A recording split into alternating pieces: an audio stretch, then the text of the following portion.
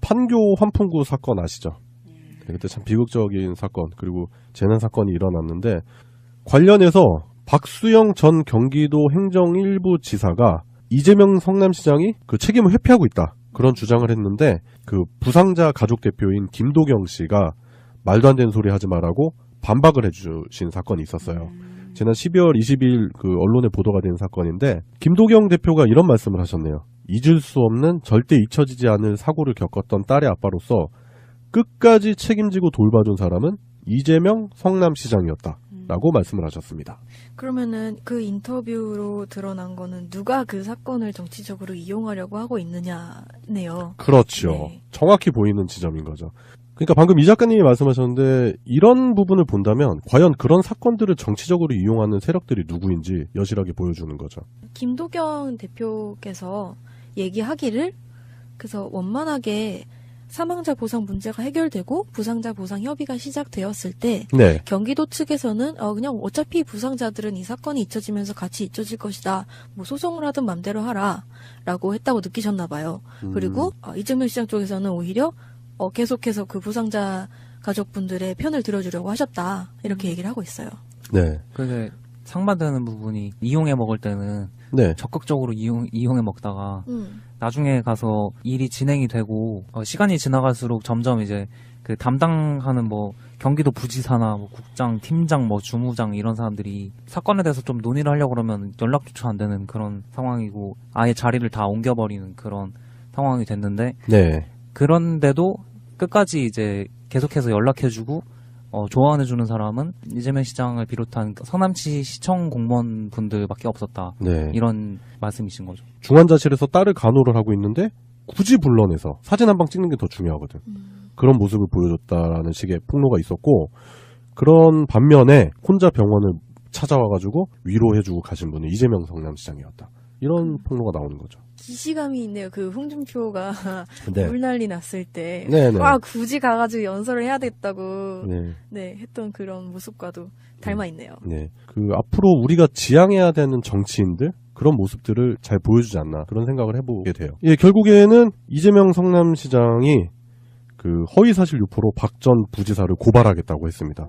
아시죠? 이재명 성남시장 한번 이렇게 한다 그러면은 끝까지 가기 때문에 박 전 부지사님께서는 마음을 단단히 잡수셔야 될 것 같고 뭐 오도 가도 못한 상황이 된 것 같네요. 모든 행동에는 책임이 따른다. 본인의 철학을 이렇게 보여주시는 것 같아요. 자꾸만 진실을 왜곡시켜서 그걸 정치적으로 써먹으려는 정치인들이 있죠. 그렇지만 우리 시민들이 그런 부분을 가만두지 않는다. 그래서 진실은 언젠가는 밝혀진다.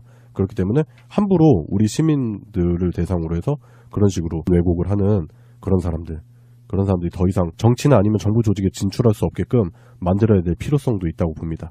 예, 이재명 성남시장에 관한 얘기를 해봤습니다. 저는 그 학교 안팎 청소년 폭력 예방 대책이 22일 날, 그러니까 어제 발표가 됐더라고요. 네네. 그래서 그 얘기를 하고 싶어서 가져와 봤어요. 네. 눈에 띄었던 기사 중에 하나가 인천 초등생 살인 사건 항소심 얘기였어요. 네. 그래서 항소심 3차 공판은 다음 달 15일 열린다고 하는데 그 주범과 공범인 김양과 박양이 형량을 줄이기 위해서 계속 서로에게 떠넘기듯이 진술 중이라고 합니다. 네. 그래서 특히 박양은 계속 그냥 이건 나는 가상의 일인 줄 알았고 사체도 의료용 플라스틱인 줄 알았다 이렇게 주장을 하고 있고 김양은 자기는 심신미약 상태였다라고 초반부터 주장하던 얘기를 계속 하고 있나 봐요. 저는 그 우리나라 법 중에서 그 정상 참작하는 부분 중에서 심신미약 있죠.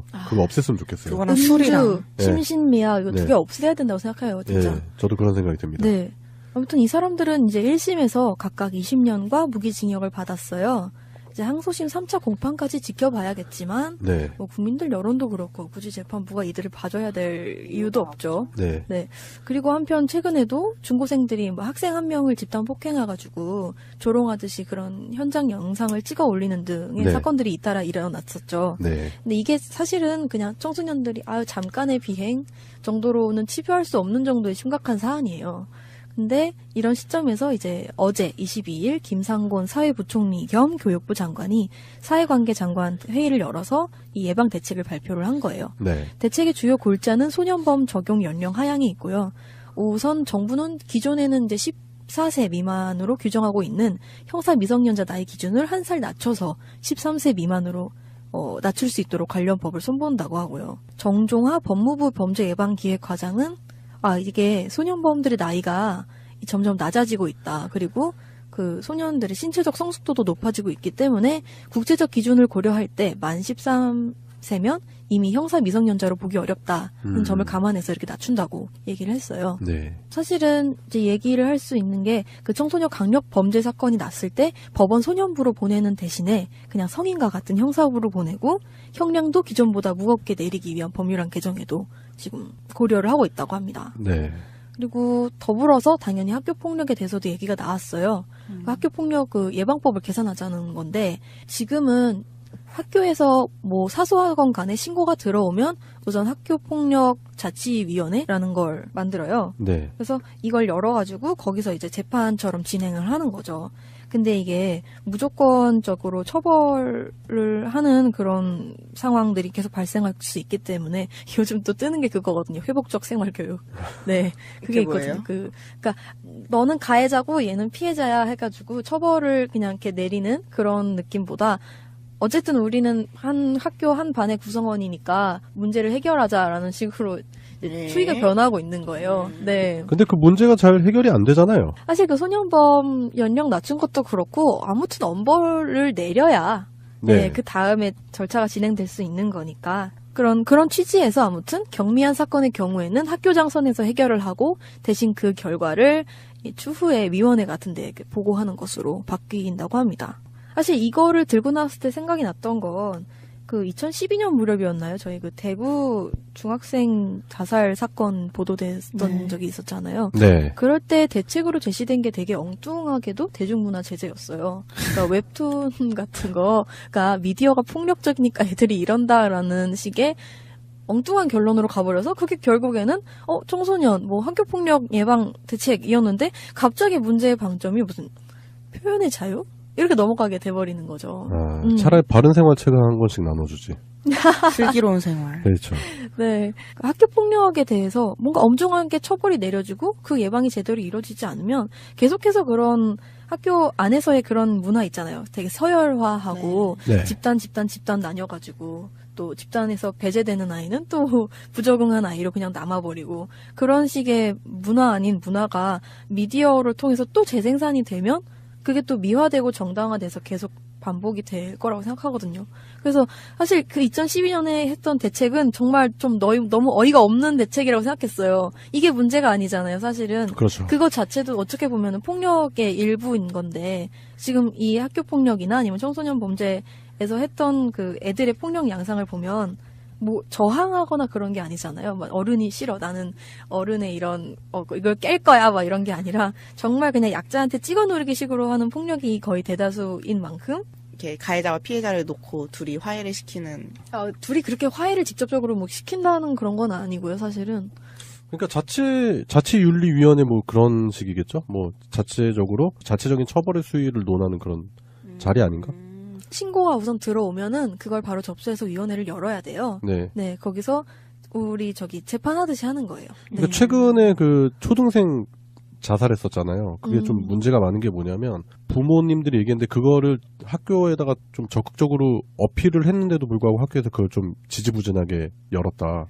그래가지고 아이가 그것 때문에 자살했다라고 주장을 하시고 또 그리고 그게 문제가 뭐냐면 이제 6학년이었거든요. 당시 피해 학생이. 근데 그 6학년 징계 줘봤자 어차피 좀 있으면 졸업이에요. 네. 이게 되게 무의미하다는 거죠. 네. 네.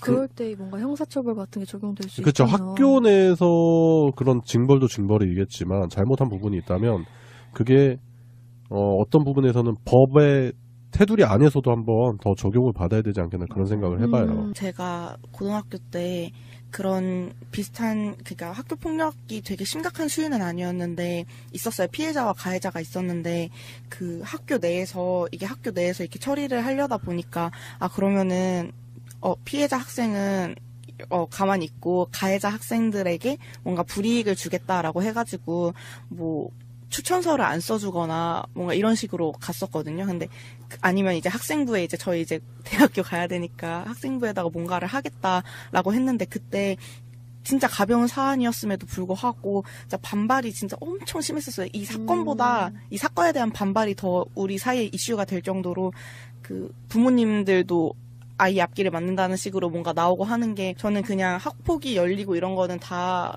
드라마에서 보고 이렇게 했었는데 뭔가 실제로 학교에서 일어나니까 되게 흐지부지 되더라고요. 이게 뭔가 진짜 학폭위가 딱 열려서 진짜 딱 피해자 가해자 너는 어떤 부분이 잘못됐고 이런 느낌이 아니고 야 너는 가해자 너가 잘못했으니까 반성문 일단 쓰고 너네 불이익 있을 줄 알아. 뭔가 이러면은 애들이 어떻게 그래요 선생님 학부모들 오고 막 장난하냐고 학생 미래를 막는다고 이러다가 그냥 애들 앉혀놓고 뭔가 화해시키고 이러고 그냥 끝나버리더라고요. 되게 흐지부지하게. 그런 게 문제라고 생각했었어요. 이런 학폭 네. 자치위원회가 네. 열리기 전에는 어떻게 했었냐면 학교 안에서만 이제 해결을 해야 되잖아요. 학교장 권한 안에서. 네. 그래서 그런 문제가 많이 일어났었대요. 그냥 야 너네 화해. 네 맞아요. 그렇게 문제 일으키지 말고. 예전에 네. 제가 학교 다닐 때만 해도 뭐 이런 부분들이 있으면은 가해자 피해자의 개념도 없었을 뿐만 아니라 둘 그냥 다 잘못했어. 무조건적인 화해예요. 맞아요, 맞아요. 네, 무조건 화해를 해야 되는 거예요. 맞아요. 근데 실제로 당사자 간에 서로 감정적인 부분도 정리가 전혀 안 돼 있고 그리고 이게 왜 중요하냐면은 원인과 결과에 대한 정확성이 있어야 되잖아요. 그 청소년기 되게 중요하게 머리에 자리 잡혀서 그게 나중에 이제 사회로 갔을 때 중요한 역할을 한다고 저는 그렇게 생각을 하는데 그런 부분의 과정은 쏙 빼놓고 일단 결과를 중시하는 거죠. 네. 일단 화해가 됐으니까 끝. 너네 더 이상 싸우지 마라고 하지만 그 뒤로 똑같은 형태의 폭력이 또 발생을 하게 됩니다. 그건 그 사후 필연적인 관리- 결과예요. 사후 관리가 안 돼요. 네. 그때 피해자였던 학생은 그 이후로도 계속 혼자였고 가해자였던 학생은 학교도 잘 가고 그렇죠. 그렇게 돼요. 맞아. 뭔가 되죠. 원론적인 결과를 도출하기에는 힘든 시스템이다. 그리고 인식 자체가 그렇게 돼 있다. 그런 생각이 들어요. 뭐 저는 현실적으로 봤을 때 그게 그럴 수밖에 없는 게 선생님들한테 신гал이 너무 없고 맞아요. 그거를 전문으로 해주는 선생님이 저희 때는 이제 정해져 있는 건 아닌데 알아서 해주시는 분이 있었어요. 그런 문제가 생기면은 애를 불러놓고 상담을 하면서 정확하게 피해 아동은 뭐가 문제고 가해 아동은 뭐가 문제인지 계속해서 들어주는 분이 계셨는데 그런 걸 전담해 주시는 분이 없으면은 사실 그게 힘들죠. 왜냐면 다른 분들은 뭐 맨날 시험 신경 써야 되고 학생 생활 기록 뭐 이런 거 계속 쓰셔야 되고 시간이 없잖아요. 그러니까 결과적으로만 그냥 화해 딱 시켜주고 그냥 많은 신경 더 안 써버리는 그런. 그 요즘 좀 많이 나아진 거예요. 예전에는 그런 일 있으면 무조건 단체 기합이요. 다 책상 위로 올라가! 이러면서 뭐 두드러 패는 거지. 진짜 삭박한 시대. 그러니까 애들이 무당이 구다듯이 그냥 쇼 한 번 하고 그냥 끝. 그때 당시 이제 동급생들 보면은 그런 거 싫어가지고 이제 서로 안 한 부분도 있긴 있었거든요. 네. 그래서 폭력적으로 진압을 해버린 거죠, 애초에.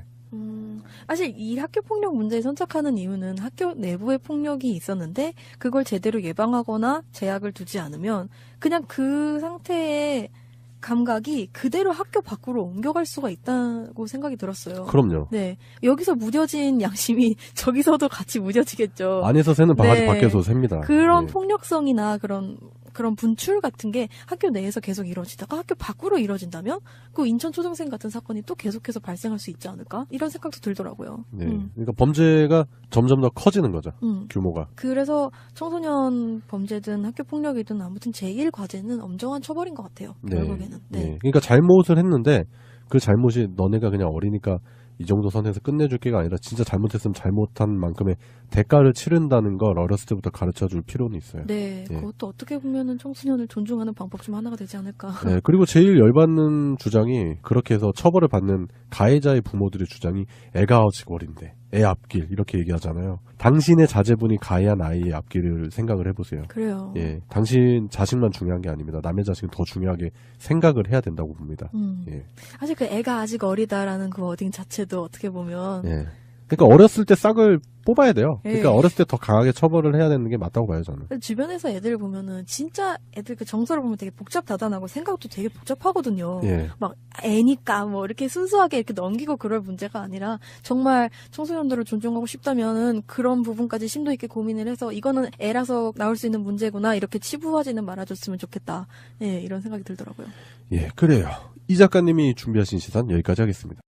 전 초등생 살인 사건 항소심 얘기였어요. 네. 그래서 항소심 3차 공판은 다음 달 15일 열린다고 하는데 그 주범과 공범인 김양과 박양이 형량을 줄이기 위해서 계속 서로에게 떠넘기듯이 진술 중이라고 합니다. 네. 그래서 특히 박양은 계속 그냥 이건 나는 가상의 일인 줄 알았고 사체도 의료용 플라스틱인 줄 알았다 이렇게 주장을 하고 있고, 김양은 자기는 심신미약 상태였다라고 초반부터 주장하던 얘기를 계속 하고 있나 봐요. 저는 그 우리나라 법 중에서 그 정상 참작하는 부분 중에서 심신미약 있죠. 그거 없앴으면 좋겠어요. 그거랑 술이랑. 심신미약 이거 두 네. 개 없애야 된다고 생각해요, 진짜. 예, 저도 그런 생각이 듭니다. 네.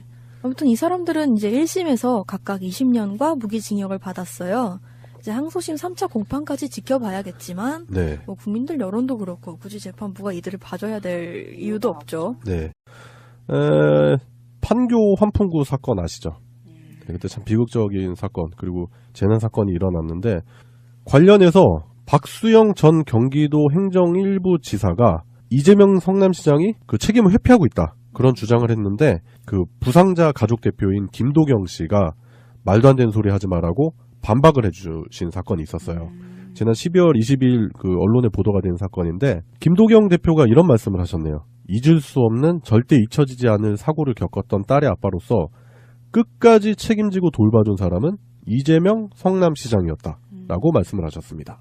그러면은 그 인터뷰로 드러난 거는 누가 그 사건을 정치적으로 이용하려고 하고 있느냐네요. 그렇죠. 네. 정확히 보이는 지점인 거죠. 그러니까 방금 이 작가님이 말씀하셨는데, 이런 부분을 본다면 그런 상황이 됐는데, 네. 그런데도 끝까지 이제 계속해서 연락해주고 조언해주는 사람은 이재명 시장을 비롯한 성남시 시청 공무원분들밖에 없었다. 네. 이런 말씀이신 거죠. 중환자실에서 딸을 간호를 하고 있는데 굳이 불러내서 사진 한 방 찍는 게 더 중요하거든. 그런 모습을 보여줬다라는 식의 폭로가 있었고, 그런 반면에 혼자 병원을 찾아와가지고 위로해주고 가신 분이 이재명 성남시장이었다. 이런 폭로가 나오는 거죠. 기시감이 있네요. 그 홍준표가 네. 물난리 났을 때 네네. 굳이 가가지고 연설을 해야 되겠다고 네. 했던 그런 모습과도 닮아 있네요. 네. 그 앞으로 우리가 지향해야 되는 정치인들, 그런 모습들을 잘 보여주지 않나, 그런 생각을 해보게 돼요. 예, 결국에는 이재명 성남시장이 그 허위사실 유포로 박 전 부지사를 고발하겠다고 했습니다. 과연 그런 사건들을 정치적으로 이용하는 세력들이 누구인지 여실하게 보여주는 거죠. 김도경 대표께서 얘기하기를, 그래서 원만하게 사망자 보상 문제가 해결되고 부상자 보상 협의가 시작되었을 때 네. 경기도 측에서는 그냥 어차피 부상자들은 이 사건이 잊혀지면서 같이 잊혀질 것이다. 뭐 소송을 하든 맘대로 하라 라고 했다고 느끼셨나 봐요. 그리고 이재명 시장 쪽에서는 오히려 계속해서 그 부상자 가족분들의 편을 들어주려고 하셨다. 이렇게 얘기를 하고 있어요.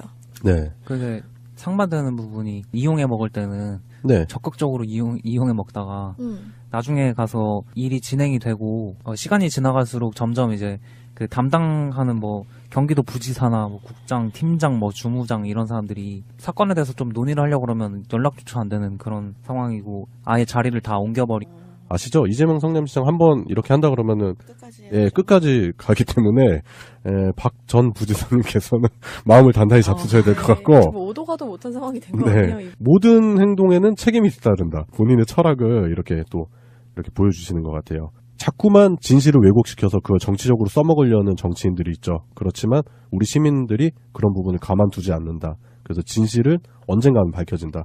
그렇기 때문에 함부로 우리 시민들을 대상으로 해서 그런 식으로 왜곡을 하는 그런 사람들이 더 이상 정치나 아니면 정부 조직에 진출할 수 없게끔 만들어야 될 필요성도 있다고 봅니다. 예, 이재명 성남시장에 관한 얘기를 해봤습니다. 저는 그 학교 안팎 청소년 폭력 예방 대책이 22일 날, 그러니까 어제 발표가 됐더라고요. 네네. 그래서 그 얘기를 하고 싶어서 가져와 봤어요. 네. 눈에 띄었던 기사 중에 하나가